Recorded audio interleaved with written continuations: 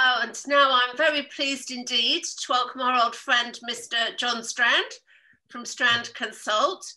And John is always fabulously outspoken on the subject of regulation.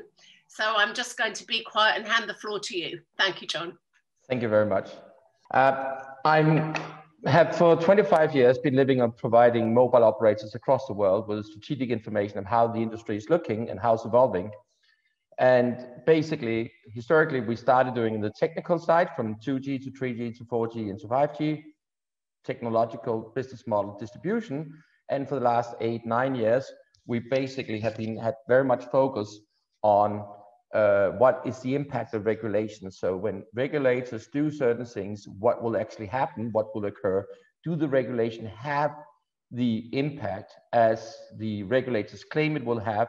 And afterwards, we go in and see, did it actually have the impact as they claimed? You have a concept, two concepts was very interesting in this industry. The one thing is what's called regulator capture. That means that companies is using regulation to maintain or increase their market position. So you convince the regulator to do certain regulation, which is good for your business.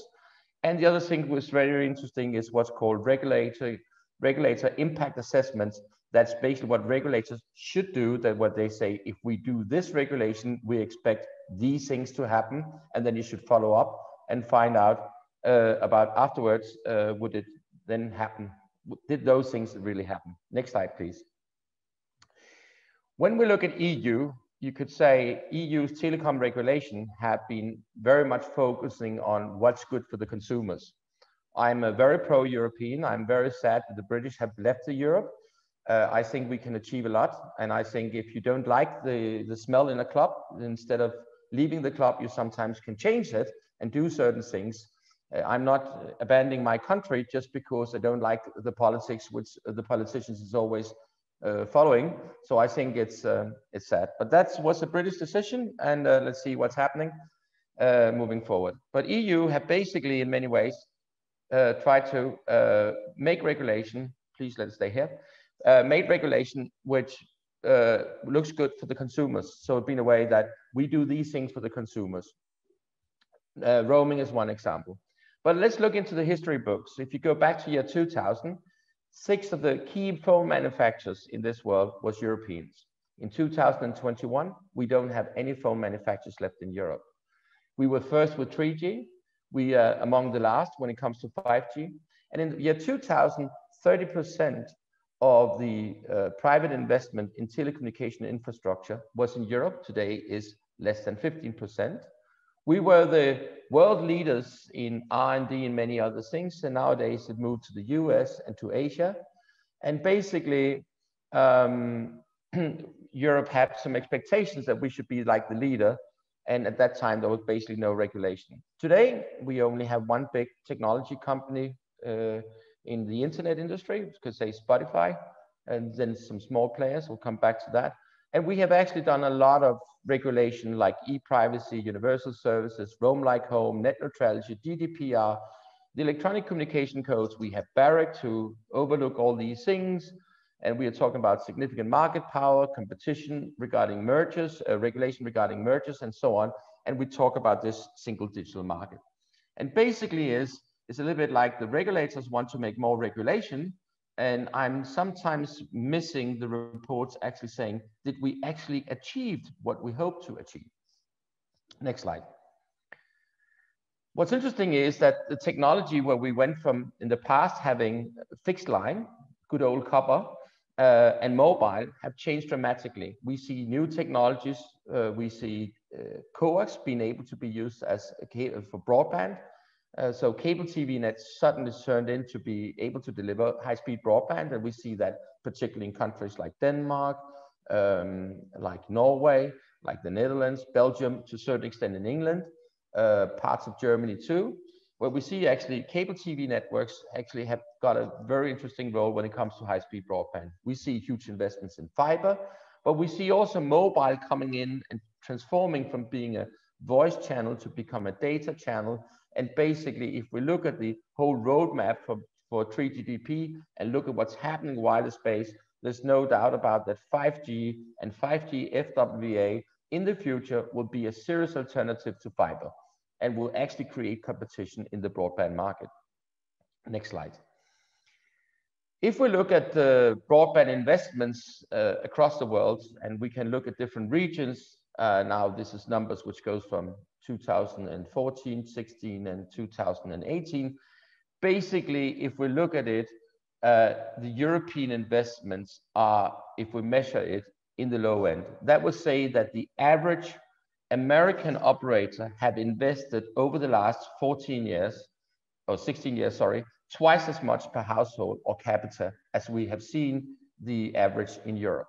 So that means that the investment level in the US is significantly higher than what we have in Europe. In Europe, we have a regulatory belief that many operators is good for competition, where we in America have seen a consolidation of the market, where we now move down to 3 operators.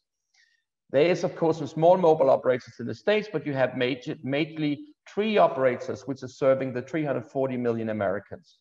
And in Europe, we have more than 102, across Europe, 102 mobile operators, which are serving. And basically, if we see that this industry is about scale, and the European operators don't get the scale, the European unions say they should get the scale by consolidate across borders, but there's no synergies if you merge a mobile operator in Denmark with a mobile operator in Sweden. Is quite limited. You need in-market consolidation to bring down the cost in every single country. Next slide. Margrethe Vestager, which comes from my own country, is a person which I have deep respect for as a politician, as a person. I've been drinking coffee and wine with her several times, and she's in many ways a smart person. She has, since she became the competition commissioner 6 years ago in 2014, she have actually said, we're gonna go after the big tech companies. And let's just look at the results from a shareholder's perspective.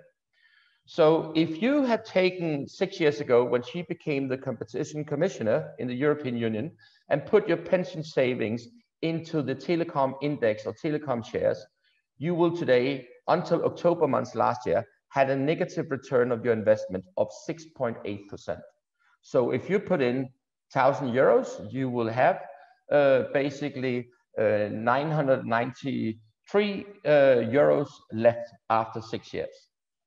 If you put your pension money into the MSCI World Media Entertainment Index, which also include Netflix and so on, your money have got a return of your investment of 72%. So instead of your 100 euros turns into 93 euros, it would have turned into 172 euros.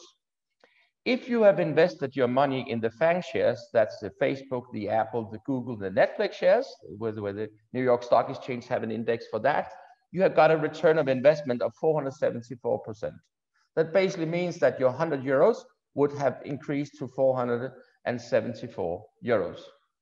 So basically, I would say, if Margrethe Vestager, if we look at what's happened during the 6 years, these companies, the big tech companies, have increased their market share in Europe, they increased their sale, and they increased their profitability. And if you have invested in their shares, I'm sorry to say it, she haven't had any impact.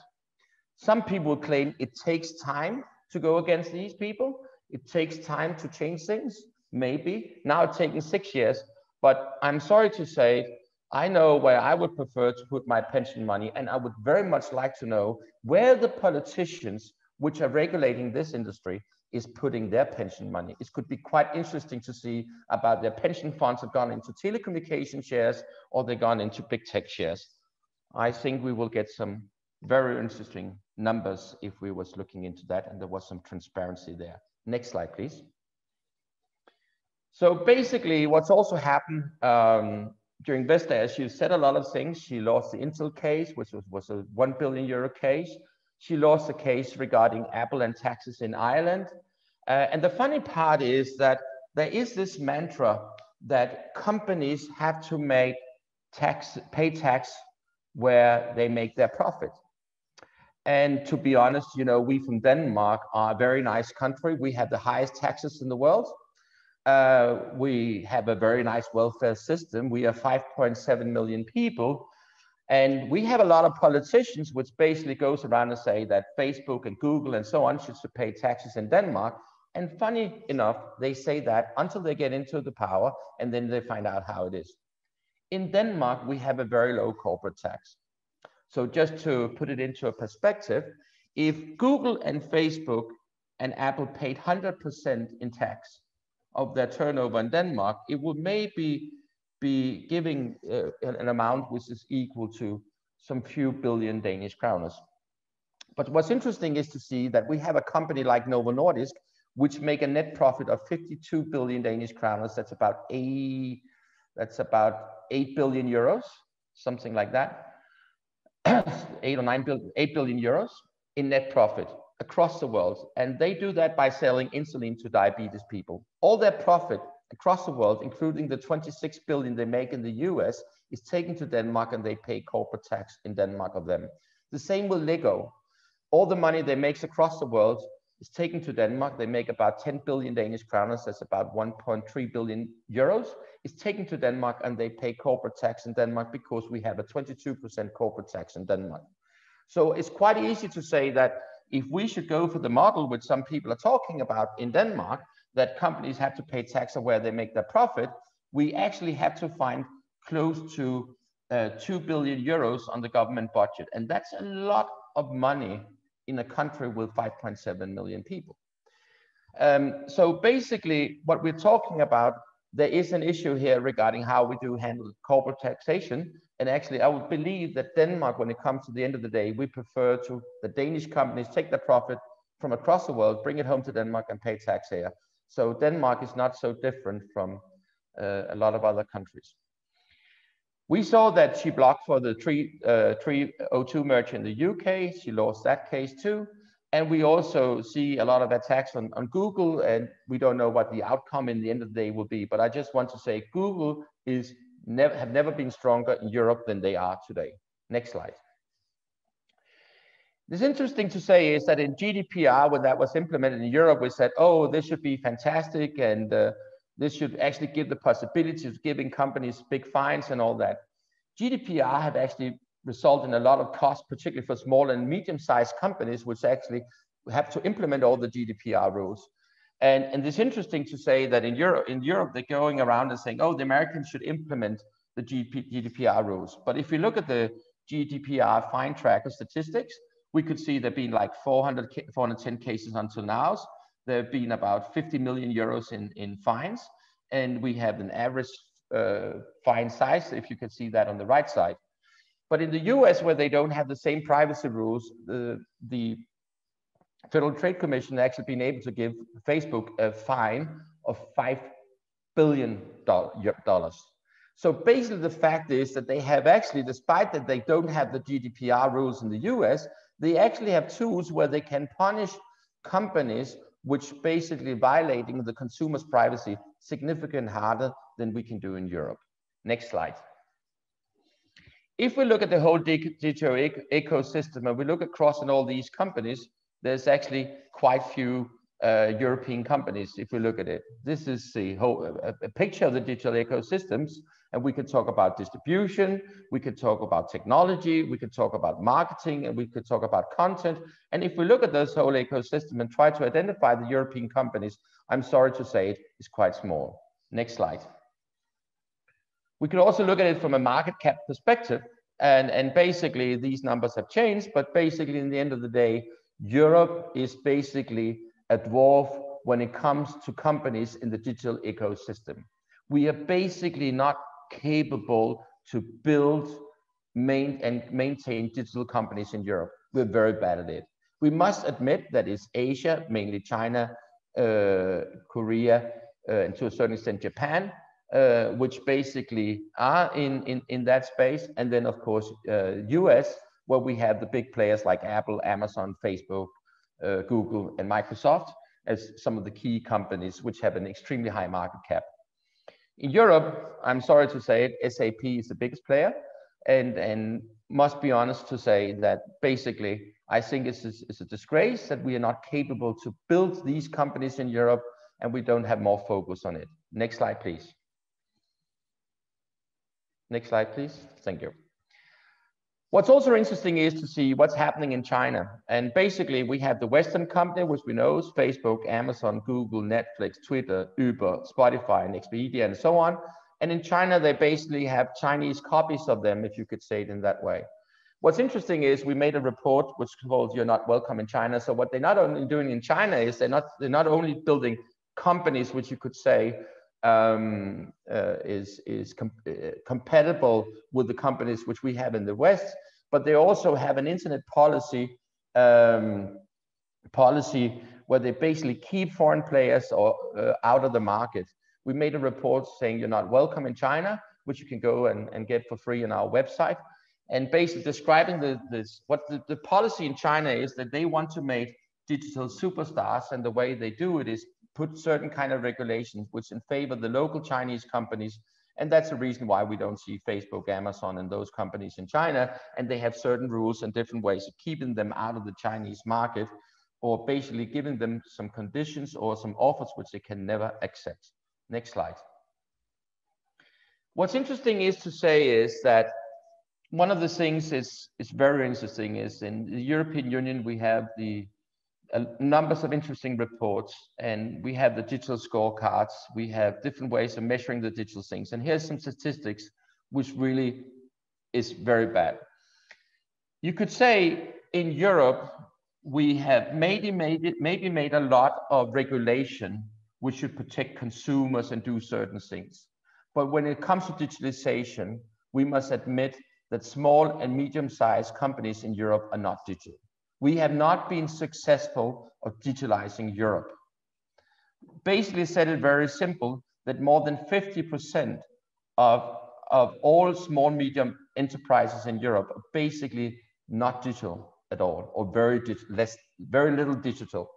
The big companies in Europe, they are very digital. They understand to use the digital services to optimize their business and doing things. But when it comes to small, medium enterprises in Europe, we are very bad.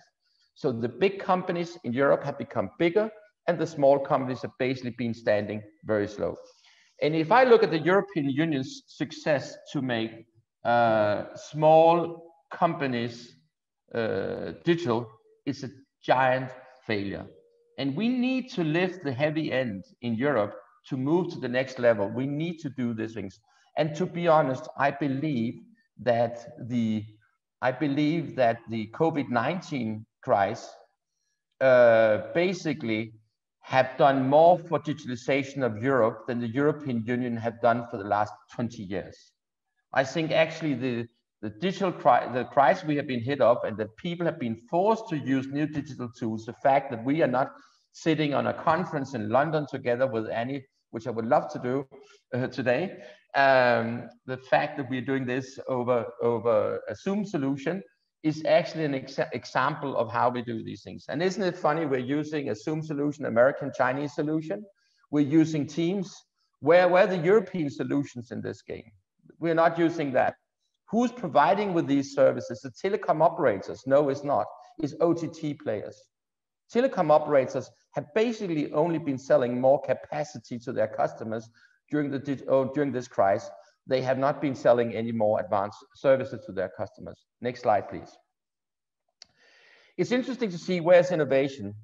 One of the things that's very innovative is what's called CBIS in the US. That's basically these private mobile networks. And I would recommend you to go to the CBIS Alliance. I think they're in the process of rebranding themselves, which basically have created a whole ecosystem about private mobile networks built on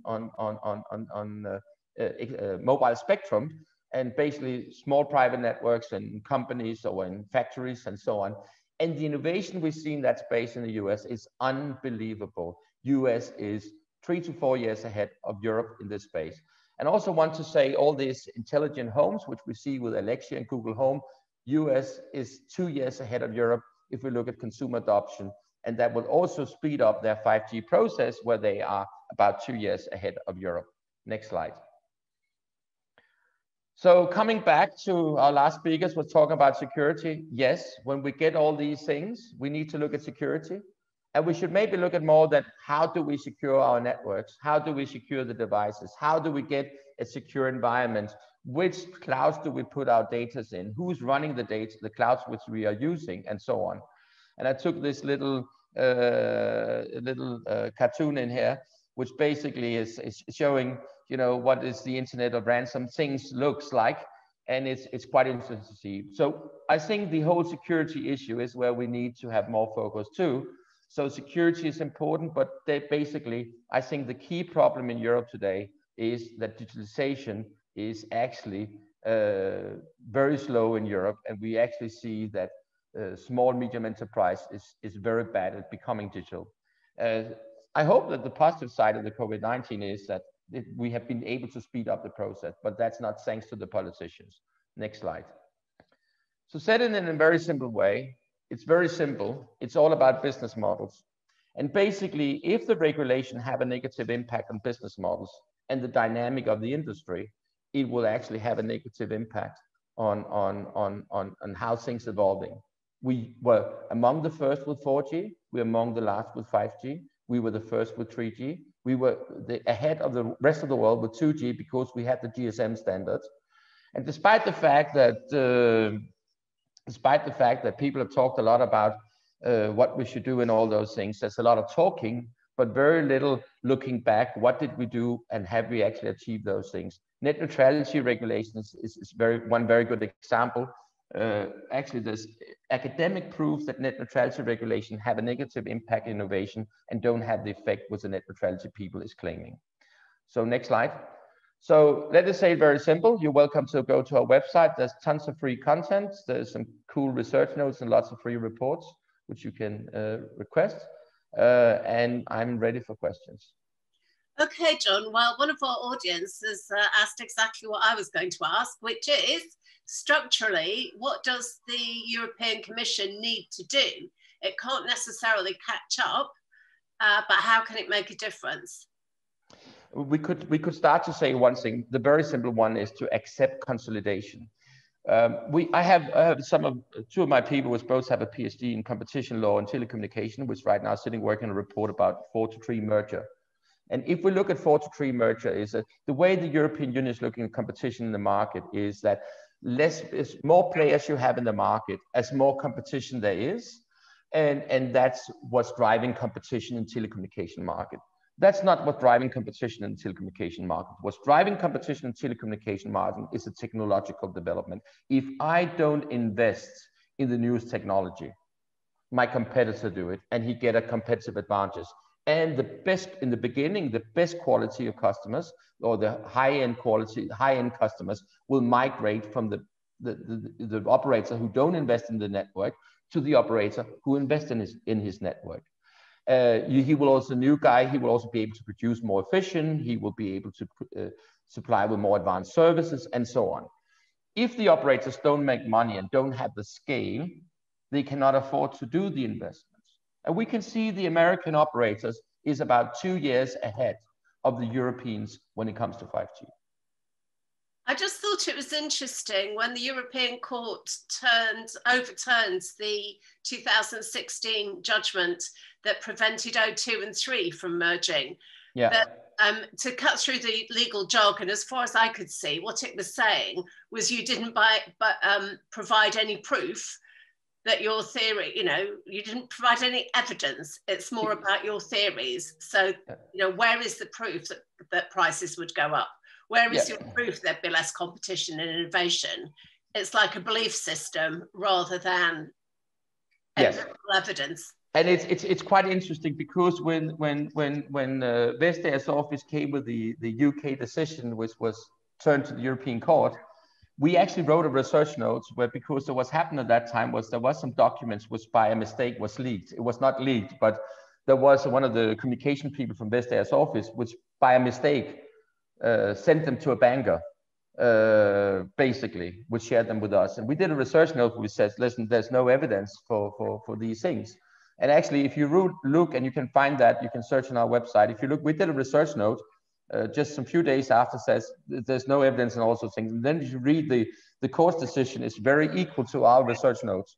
What we actually claimed at that time is not to lift myself to a pedestal, but basically, we also saw it in Denmark where Telenor and Telia, which have a shared network today and have two commercial businesses sharing one network, tried to merge, and the EU basically claimed that this will increase in less, if you accepted that merger, it will give less competition, higher prices and all those things. And what's have happened since that is that the operators have increased prices. So all the things which you can say the Commission claimed will happen in Denmark in case you've approved the merger, actually happened because they didn't approve the merger. And the response in a Danish newspaper from, I think it was from Vestager herself, was basically as, yes, but if we have approved the merger, the price will have increased even more, okay? But the reality is we have been looking at numbers of 3-2 mergers across the world, those who have been approved and those who have not been approved. And the reality is, if we look at it, it have actually been good for the market. I think it's quite interesting to see that the Tele2 T-Mobile merger in the Netherlands was approved, basically without any remedies, and actually have been good for the Dutch market, have increased competition. In the Dutch market, there's no operators which now have the dominating market position. That's a huge problem for the regulator because they can't do any regulations anymore the same way they did in the old days. Now they have to use joint domination, and they basically lost the case where they tried to use that tool too. So KPN in the Netherlands don't have any dominating market position on either fixed line, mobile, or anything. So it's quite interesting to see. I think it's very simple, and it's not rocket science. You basically, and you have cases you had in Russia, you had Tele2, which basically didn't upgrade the network to 2G and from 2G to 3G and 4G, and basically lost market share big time. So we have tons of cases around the world. You just have to take your glasses on and look around the world. There's tons of cases proving these things. And honestly, this industry is about scale. It's about being able to deliver and have the money to build these things. In Europe, we've been focusing that the price for mobile subscription should just go one way. Yes, and we have cheap price in Europe. Yes, but sorry, if you pay €3 or €4 or €5 more per month, would that harm you? If I look at what you spend on your mobile connection versus what you spend on digital subscriptions to Netflix, Spotify, Office 365, etc. Basically, the operator's share of your wallet have declined at the same price as the ARPU also have declined. So honestly, it's one big mess in Europe, to be honest. I'm going to ask you, if I may, one more question, and please keep your answer brief because we're running a little bit late. And the other questions, if it's okay with you, I'm going to forward to you so that you can answer them offline. And I'm sorry we've got to do that, but that's no problem. The question I'm going to ask you is your views on hyperscalers and telcos merging. Does it make sense for them and for those two parties and for consumers in the long run? What do you say? Merging? Right, for the mergers of hyperscalers and telcos. Hyperscalers like Amazon Web Services and Microsoft Azure, Google Cloud. Yeah, you could say there's a lot of operators who try to move into the cloud space. Yeah. And to be honest, so we can talk about is an operator cloud? Is it or is a cloud driven by one of this? We must admit that if you look at Amazon, their cloud have a scale advantage compared to what any operators have. The same with Microsoft, the same with Google. And if you look at it from a shareholder's perspective, if I run one of those clouds, why should I merge it with a telco? I must say, you can just look at those shares versus the telco shares. So what you're saying is, yes, it gives a very good idea for the telco shares because it can increase the value of the telco shares, but does it give something to those guys? And honestly, no, not at all. It will not bring them there. So it's a access network, which nobody in their right mind is going to replicate. Or do you go back to the thing you said at the beginning that you think 5G will provide a much cheaper and better competitor to standard broadband? I think that there's a lot of fiber to the home providers right now who believe that they have a unique broadband technology, and basically they just have to get first to the market and then roll it out. And then they believe no one else will roll out fiber in where they do it. And then what they can do when they got the customers connected, they can just increase the prices. First thing is, we see many places, and particularly in England, there's quite many places in England where there's double fiber, if you could say like that. There's even places where there's double fiber plus cable. Backlist did a fantastic report where they looked at these things, Backlist Bank.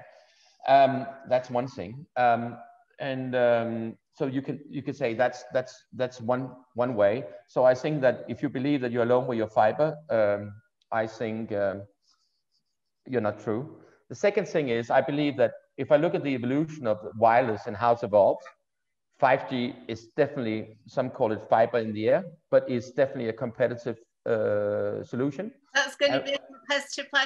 I'm really sorry, I'm going to have to stop you because I'm very aware our next speaker is waiting very patiently in the wings.